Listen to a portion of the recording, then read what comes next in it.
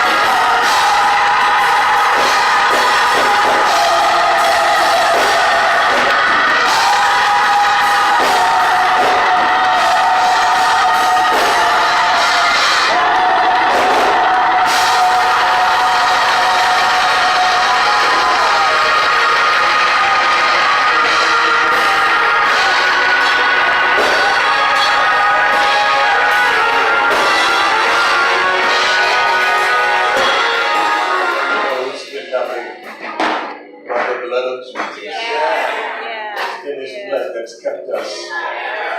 It's been His blood that's never left us. Be seated in His presence. We thank God for the blood. Yeah. The blood. We thank God for it tonight. What a mighty God we serve. We thank God for this awesome invitation by this great man of God. I remember when he was coming into his office, I prophesied to him. He said, you don't have to pray for greatness. All you need to do is embrace it. All right. Amen. Yes. This church, you don't have to pray for greatness. All you need to do is embrace it. I watched this awesome man of God. I watched him serve other pastors, and I watched him play for other pastors. I watched him not only play for other pastors, but also he played for me as well. And whenever you do, you put yourself in the position of being a servant. In due season, God will exalt you. And greater humble, I prophesy to you, and I declare unto you that you're in an exalted season. That you're in and tell him you might as well get ready for it. You get ready to get blessed for the year. And I look at somebody and tell them you get ready to get blessed. You're going to go home and get your house in order, because I see a blessing coming. Come on and say it again.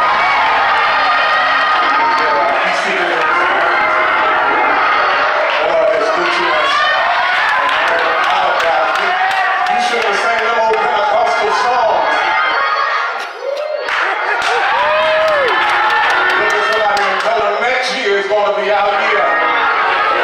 You ain't seen nothing yet. I just need 30 more days and I'm going into it.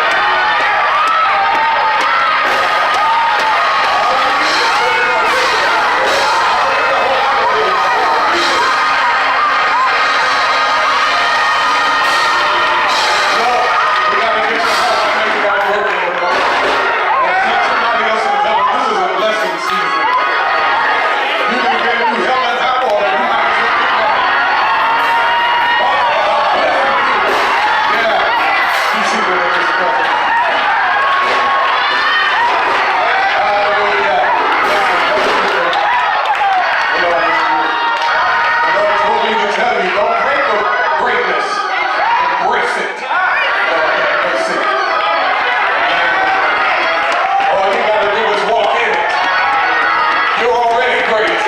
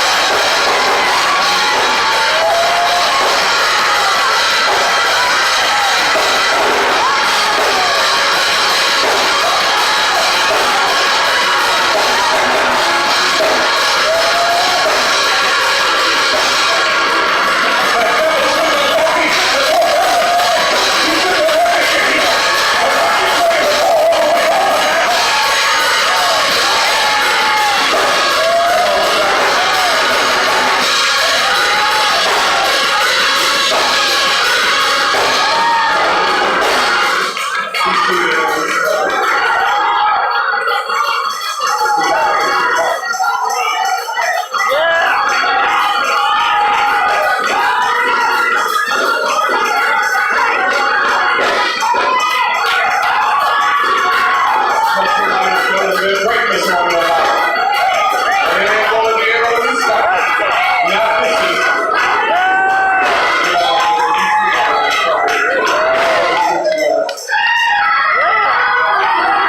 I want to apologize for my behavior. You had no idea what the Lord has done. Tell somebody you had no idea. I'll run around this church if I have to. Oh, that's a little bit.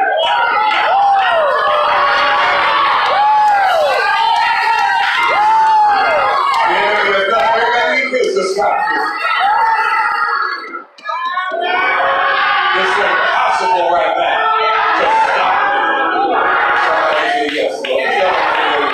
And certainly we thank God for all that He's doing. So we don't have to apologize for God blessing us. This is a blessed house. This is a blessed house.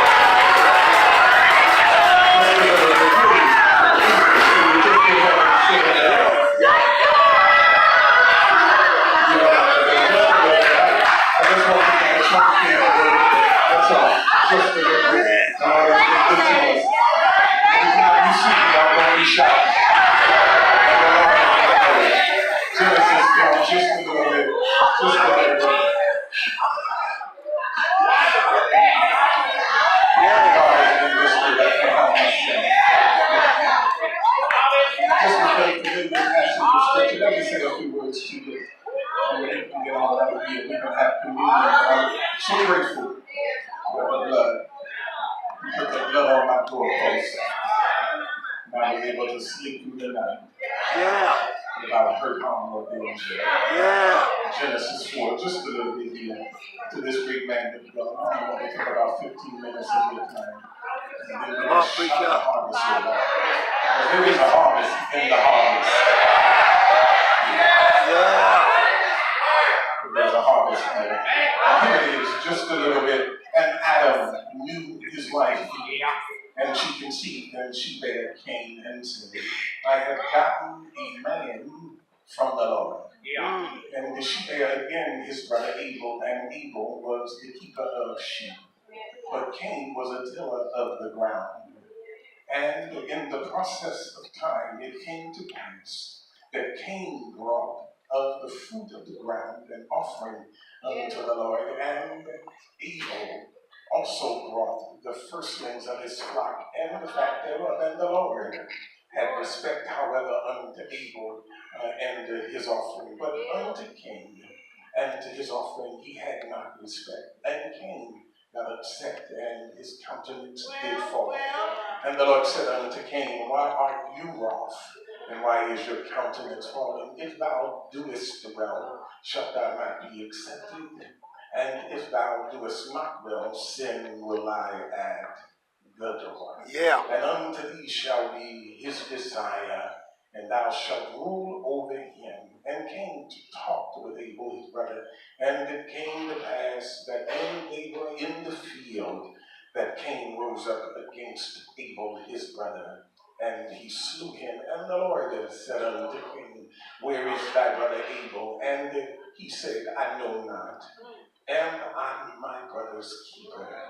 And he said, why hast thou done? What hast thou done?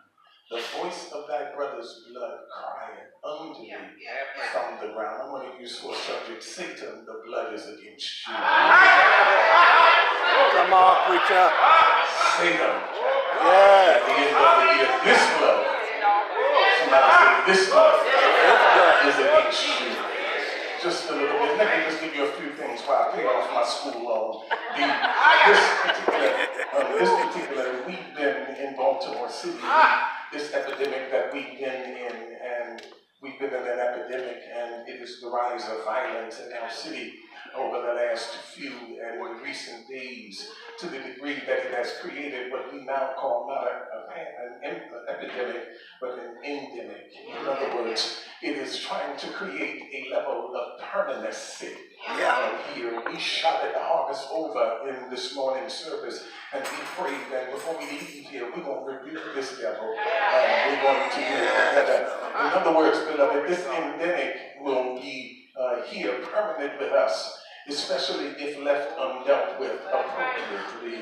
In other words, it has created a constant hematology of hemorrhaging to the extent that it has caused a deep wound. It has left a deep wound in the city mentally and emotionally and even physically. In other words, it has created an unwarranted escape, an unauthorized rupturing and leakage of the life flow of the blood. To the extent that, beloved, this has created an unwarranted escape. This rupturing that's taking place in our city, this leakage of life flow, it is robbing our children of their fathers and their mothers.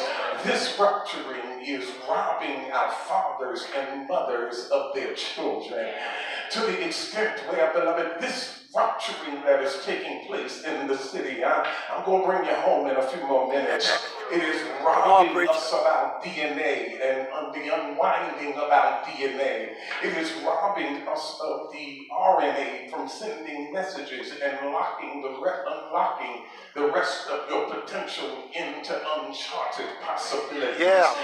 We're in a situation where this particular leakage that's going on in our city is robbing us of our education. It is robbing us of our career. This year, over 300 people will not be able to celebrate Thanksgiving dinner with their families. This year, over 300 people will not be able to enjoy Christmas this particular year. They will not see the new year come in at 2018 because of the flow of blood that's taking place in our city. Yes, sir. Because of the hemorrhaging that's taking place in our city. There has been a leakage of life. But if I were you, beloved of God, that before we leave here tonight, we're going to rebuke this demon.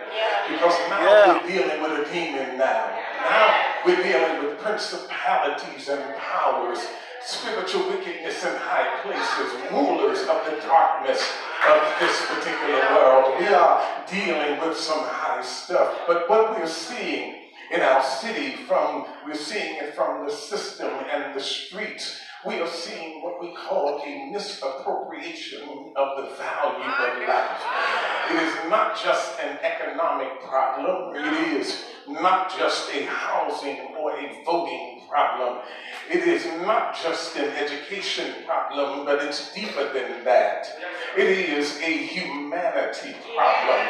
In other words, it is a deep moral problem. We have lost the comparative difference between what is good behavior and what is bad behavior. In other words, beloved, we need a revival of what it means to be a human being again.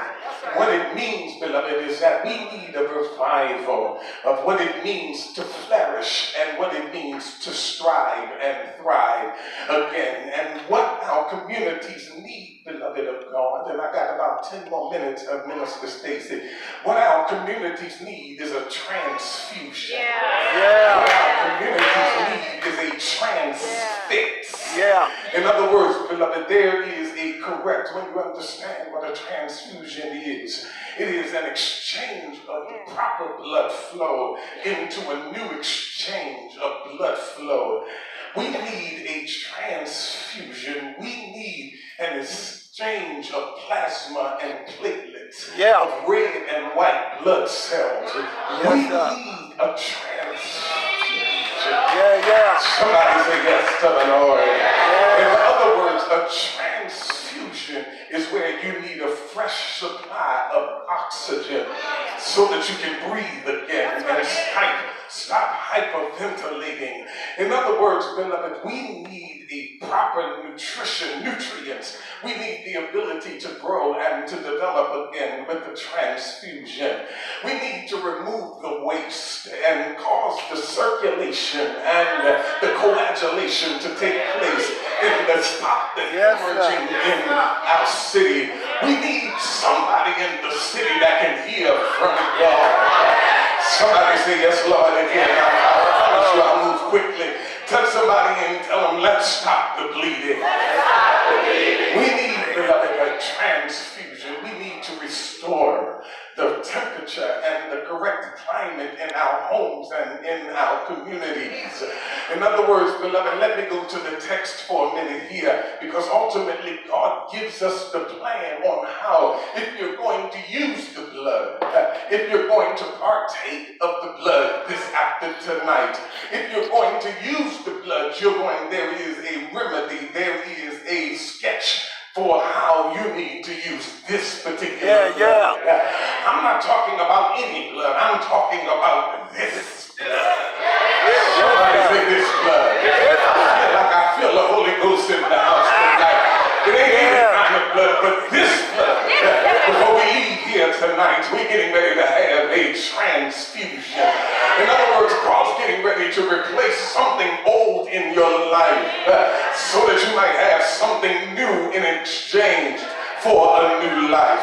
In the text, after the devastation and the fall of God's original idea for the life of mankind, God promised to give them a second chance at life again. God promised to restore and restitute their life all over again. If we know anything, one of the things that we clearly know about is that God will give you a second chance. Is there anybody in the building that's clear and you understand that the only reason that you're still here is because you got a second chance. You got a transfusion, and God transfixed you so that now that you're here at this particular time in life. You know the story. Adam and Eve gave birth to the promise. In other words, beloved, after Eve and Adam fell, there was a promise to come, and it was Cain and Abel. But both of them represented the foreshadowing of two aspects. In other words, two types of life that runs throughout the Old and the New Testament. Abel was a keeper of the sheep. In other words, beloved, he had a concern for people, while Cain was the keeper of the ground. All he was concerned about was the profit. In other words, all he was concerned about was profit,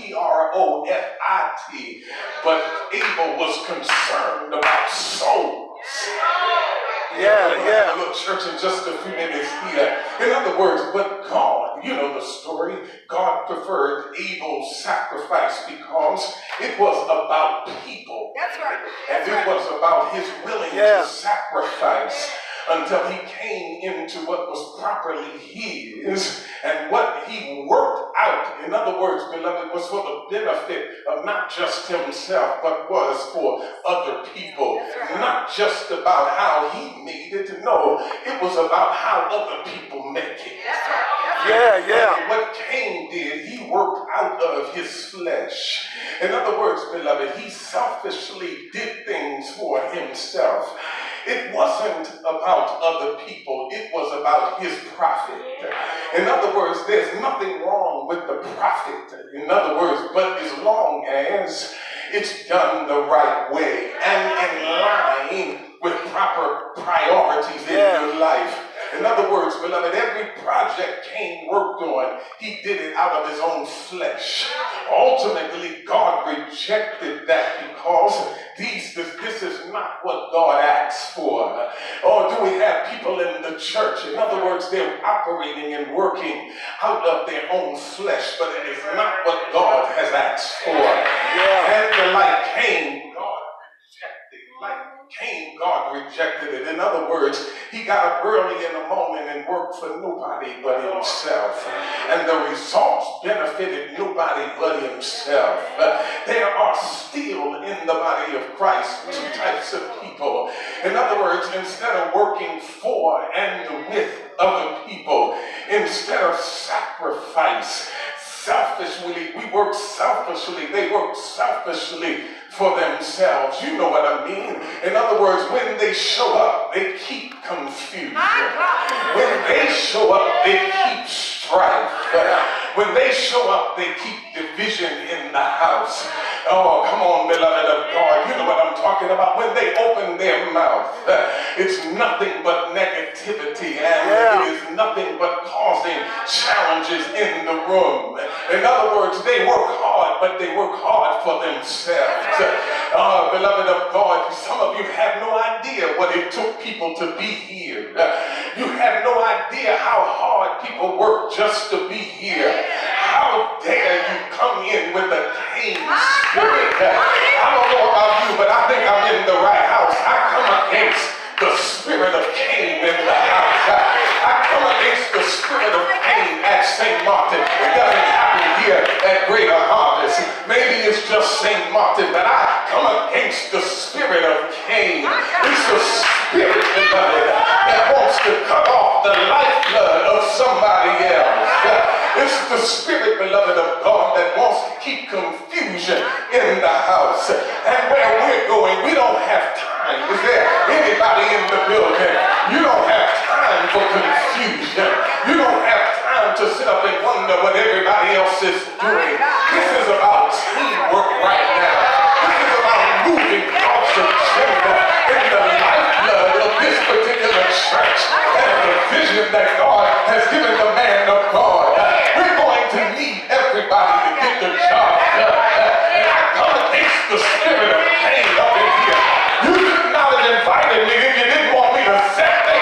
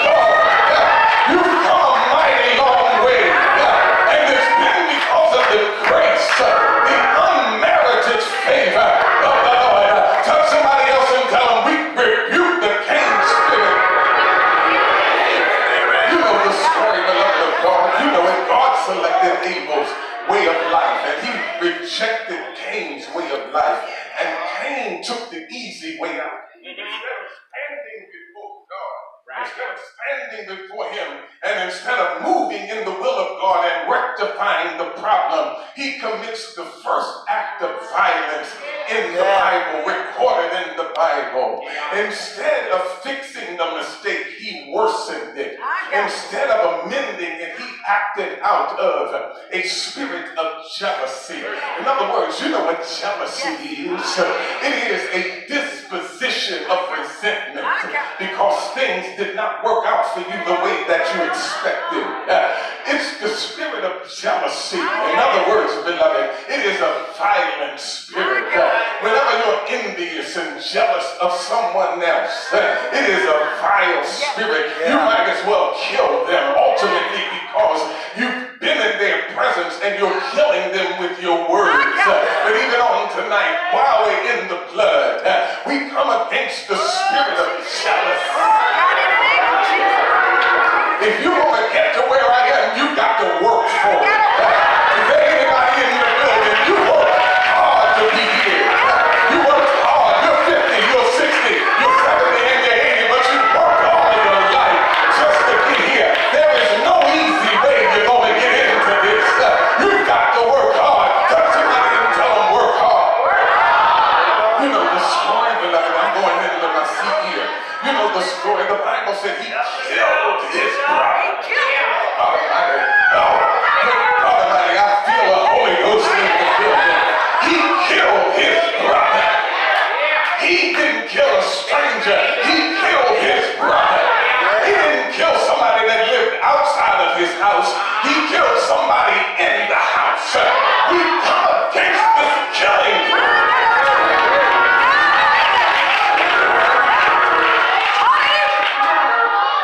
In other words, beloved, the Bible said he ended the lifeblood of his brother. But when the blood hit the earth, not only did it speak again, but the Bible said that God heard it. In other words, and God responded to the blood. My God set in motion a mechanism to avenge the life of his blood. You know the story. This particular Cain and Abel is a shadow and the type of Satan and Jesus Christ. The first Adam and the second Adam. One takes life, but the other one gives life. In other words, beloved of God, he tried to do through the rulers and principalities and powers. He tried to do everything he could to stop Jesus and to block his entrance and to stop him from saving the life of you and I. The Bible said that they scorned him, but they couldn't block him nor stop him. It is something, beloved, to have an anointing on your life. That even though you get messed with, that even though people scorn you, even though people laugh at you and talk about you and call you everything but a child of God. You know the story. Some of you in the building, no one ever thought that you would even make it this far. You know the story. There was a whole lot of people that counted you out a long time ago. There were people that fought against you today. But now here in the month of November 2017, here we go again. Somewhere along the line, no one could stop you. Nobody could block you. Nobody could stop the life flow of your life in this particular time. They crucified Jesus, but they couldn't stop the flow of the blood. In other words, beloved, you should have stopped me before I got here. The enemy should have stopped you before you got to this church. He should have stopped you, man of God, as a baby. But because you made it on this particular day, because you made it November 2017, because you made it, there is nothing that the enemy can do from this point to stop you from coming into your destiny. Touch somebody and tell them I'm still after all of the hell the enemy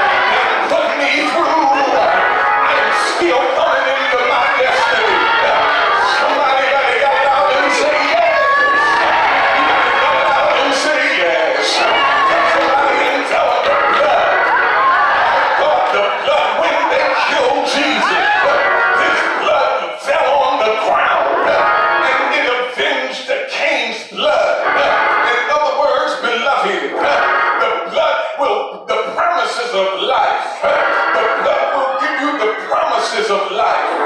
Write it down. It will give you the preservation of life.